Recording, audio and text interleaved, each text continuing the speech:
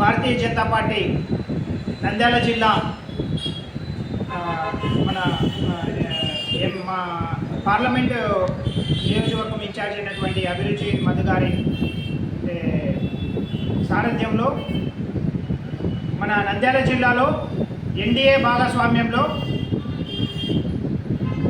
అత్యంత మెజార్టీతో గెలుపొందినటువంటి మన ఎన్డీఏ కూటమికి కృషి చేసినటువంటి నాయకులకు, అభిమానులకు, మహనీయులకు, కార్యకర్తలకు, ఓటర్ మహాశయులకు అందరికీ నా నమస్కారాలు తెలియజేస్తున్నాను.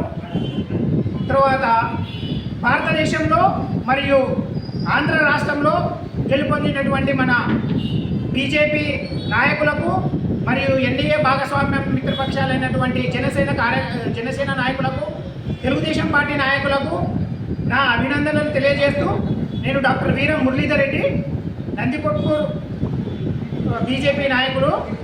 తర్వాత ఈ విధంగా మన నరేంద్ర మోడీ గారి నాయకత్వంలో మరి అమిత్ షా పెద్దలు ఎంతోమంది చేసినటువంటి ఈ కృషి ఫలితంగానే ఈ 2024 పార్లమెంటు ఎన్నికల్లో అత్యధిక మెజార్టీ లేకపోయినప్పటికీ కానీ ప్రజల విశ్వాసాన్ని కోరుకున్నటువంటి మన నాయకులు నరేంద్ర మోడీ గారు ఈ మూడోసారి మన భారతదేశంలో మన ప్రభుత్వము, భారతీయ జనతా పార్టీ ప్రభుత్వము మిత్రపక్షాలతో కలిసి, తెలుగుదేశం పార్టీ మరియు మిగతా రాష్ట్రాలతో మిత్రపక్షాలతో కలిసి ఈ ప్రభుత్వం ఏర్పాటు చేస్తుంది.